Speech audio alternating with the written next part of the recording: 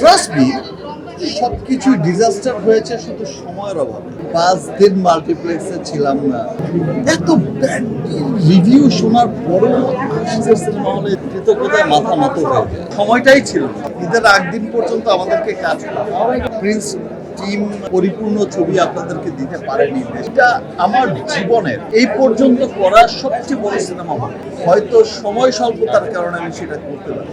এটা কিন্তু আসলে কারো দোষ ছিল না। প্রিন্স ছিল অনেক অনেক অনেক বড় সিনেমা।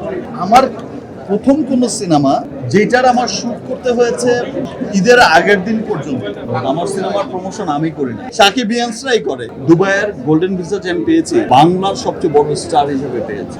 আমরা সবাই শুনেছি অনেক বড় বড় ইন্ডাস্ট্রির বড় বড় তারকাদের কথা, যাদের সিনেমা নাকি মিডনাইটে শো হতো, প্যাকআপ থাকে, ভোরে শো হতো, প্যাকআপ থাকে, যার জন্য উদ্ভিদ থাকে, যাদের সিনেমা আসলে কিছুই হতো না, অনেক ভুলভাল সিনেমা, অনেক বাজে গল্পের সিনেমাও তাদের সুপার সুপার হিট হয়ে যেত শুধুমাত্র ওই মহাতারকাকে দেখার জন্য। আমি ওই গল্প শুনে এসেছি, আর এবার আমি সেটা দেখলাম যে আসলে রাত বাজে 12টা, আপনারা আমাকে এত ভালোবাসেন যে রাত 12টার সময় আনএক্সপেক্টেড আমার ভালোবাসার সব মানুষরা এখানে দাঁড়িয়ে আছে। হ্যাঁ, আমি এইটুকু মানছি যে প্রিন্স টিম পরিপূর্ণ ছবি আপনাদেরকে দিতে পারেনি, দেশের মানুষের কাছে পৌঁছতে পারেনি। বিশ্বাস করেন যে এর কোনো কমতি ছিল না আমাদের। প্রথমেই আমরা ফেসেছি পারমিশন জটিলতায়, সেখানে 3 মাস চলে গেছে, অনেক শুটিংয়ের যে শিডিউল ছিল সেটাই চলে গেছে। তারপরে এসে সবার এত অক্লান্ত পরিশ্রম ছিল যে সিনেমাটা কিভাবে কতটা পারফেক্টলি দেয়া যায়।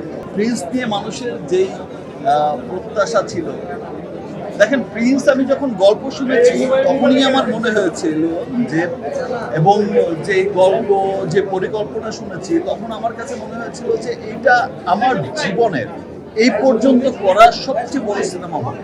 হয়তো সময় স্বল্পতার কারণে আমি সেটা করতে পারি। আমি আমার টিমের পক্ষ থেকে, আমার প্রযোজক, আমার পরিচালক, সবার পক্ষ থেকে আমি সরি চাইছি যে আমরা চেষ্টা করেছি। দেখেন কি বলছেন, টেকনিক্যাল সমস্যার কথা বলছে, সিজির কাজটার কথা বলছে, বা কালার, এটা তো সময়ের দরকার, বাট সময়টাই ছিল না।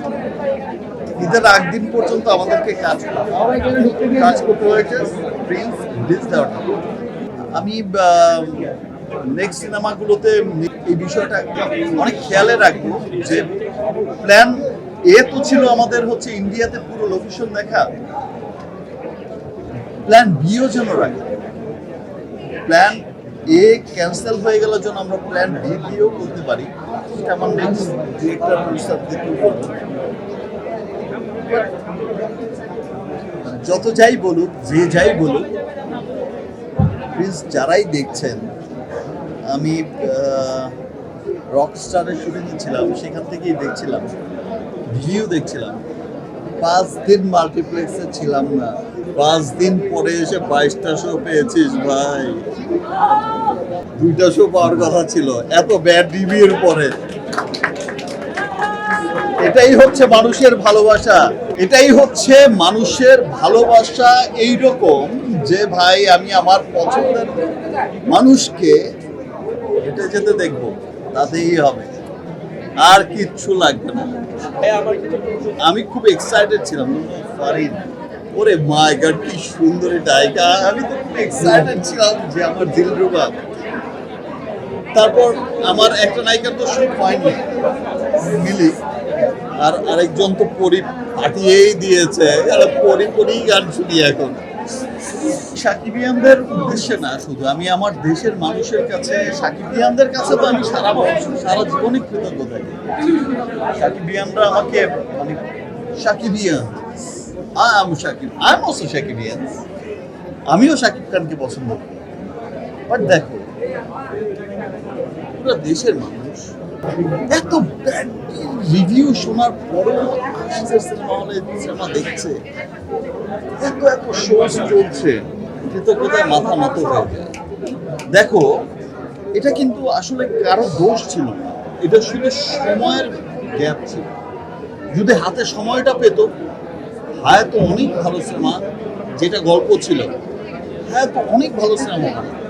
হয়তো হায়াতের এই যে প্রডিউসার ম্যাডামের প্রেশার ছিল, বলেছি ঈদ রিলিজ করতে হবে, আর নয়তো ঈদ রিলিজ হতো না, অনেক ভালো সিনেমা, পরিপূর্ণ গল্পের সিনেমা রিলিজ হতো।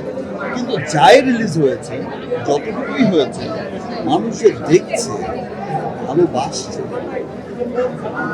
এটাই অনেক বড় কথা। আর একজন ফিমেল প্রডিউসার, আমি গত বছরও দেখেছো যে বরবাদ রিলিজ হয়েছিল, যে শেয়ারিং ফিমেল প্রডিউসার ছিল। এই বছরও শিরিন, নামে নামে মিলও আছে অনেকটা, বাট উনিও চেষ্টা করেছেন ওনার কাছ থেকে যে সবচেয়ে ভালো সিনেমাটা উপহার দেয়। বাট ট্রাস্ট মি, সব কিছুই ডিজাস্টার হয়েছে শুধু সময়ের অভাবে। আমরা কিন্তু 3 মাস, প্রায় 3 মাস কিন্তু শুধু পারমিশনের কারণে, যেহেতু পুরো ছবিটার র্যাকি করা ছিল ইন্ডিয়াতে, একটা জায়গায় সেট করা ছিল, সেই সেটটাকে ভেঙে, এটা আসলে প্রিন্স ছিল অনেক অনেক অনেক বড় সিনেমা, সে সেটটাকে ভেঙে আবার করা আসলে সবার জন্যই, আমরাও অনেক দুঃখিত যে আসলে আমরা যেটা দেখাতে পারিনি, চেয়েছিলাম সেটা দেখাতে পারি। আমি অনেক গল্প শুনি, সারা বছর শুনি, তারপরে একটা গল্প সিলেক্ট করি। আমি যেটা শুনি সেটা রং থাকে না। আমি শুনি, আমার টিম শোনে, একাধিক অনেকবার শুনি।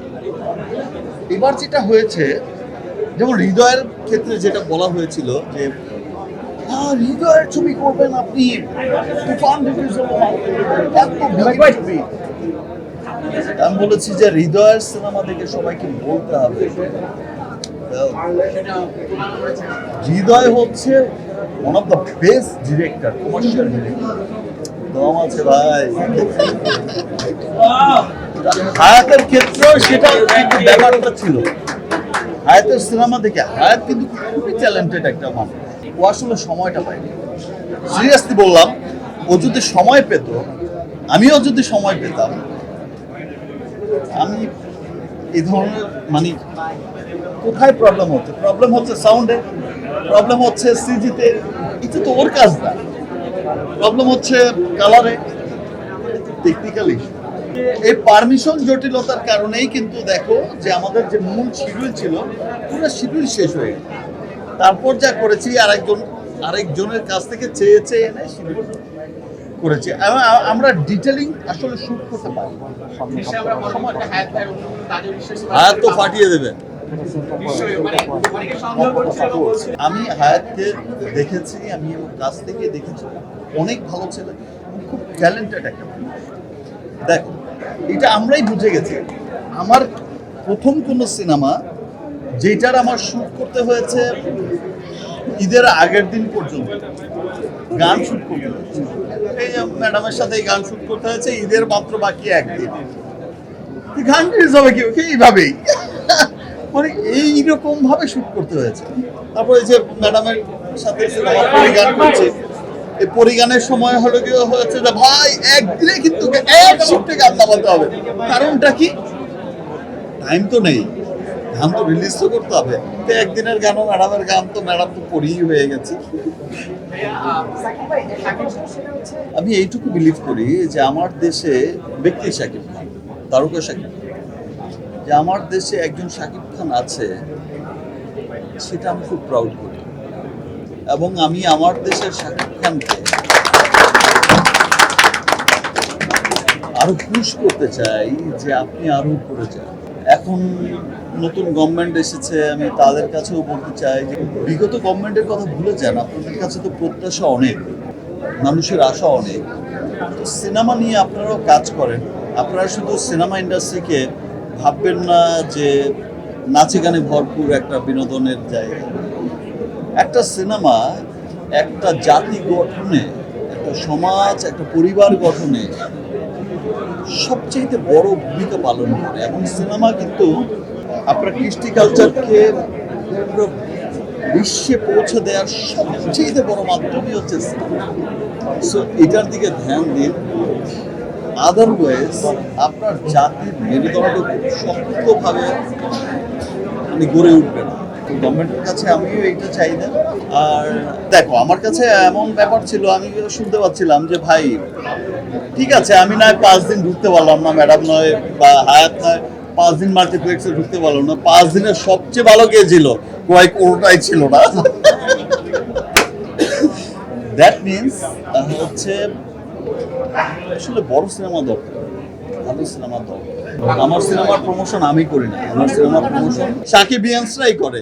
সেটা প্রমোশন কিন্তু করি ডে 1 থেকে। আমার দেখো, রকস্টার কিছুই হয়নি, মাত্র পোস্টার ছেড়েছে, প্রমোশন কিন্তু চলছে।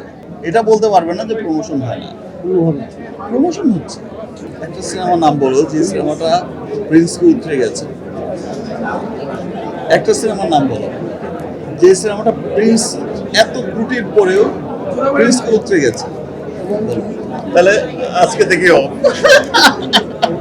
এটা মানুষের ভালোবাসে, ভালোবাসে। আমিও শাকিব খানকে প্রচন্ড ভালোবাসি, পাগলের মতো ভালোবাসি। সময় ট্রাই করি যে আর কি হবে, আমরাই জয় করছি, আমরাই জয়। তুমি হয়তো জেনে থাকবে, দুবাইয়ের গোল্ডেন ভিসা যে আমি পেয়েছি, আমি কিন্তু বাংলাদেশের হিসেবে পাইনি, আমি হচ্ছে বাংলার সবচেয়ে বড় স্টার হিসেবে পেয়েছি। ফাইন, বাংলাকে আই থিঙ্ক লিড করে হচ্ছে পুরো পৃথিবীতে বাংলাদেশ, বাংলা ভাষাভাষীকে। সো দেখো, আমরা এগিয়ে যাচ্ছি, আমাদের ছবি ইন্টারন্যাশনাল রিলিজ হয়, ইন্টারন্যাশনালি মানুষ দেখে, আমরা এগিয়ে যাব। আর এই ছোটখাটো ভুল থেকে তোমরা সবাই একটু একটু ধাক্কা থেকে এত কেন ডিজাস্টার হয়ে যাও বা এত কেন নিরাশ হয়ে যাও, আমি বুঝি না। ছোটখাটো ভুল মানুষের জীবনে আসে বা ধাক্কা আসে, যেটা মানুষকে আরো সামনে নিয়ে যায়, মানুষকে চিন্তা করাতে মানে শেখায় যে না, আমাকে আরো ভালো কিছু করতে হবে, এই ভুলগুলো শুধরাতে হবে। আমরা এত ভালো করব যা আমার পেছনের জীবনে দেখনি, ইনশাল্লাহ সামনের জীবনে দেখবে।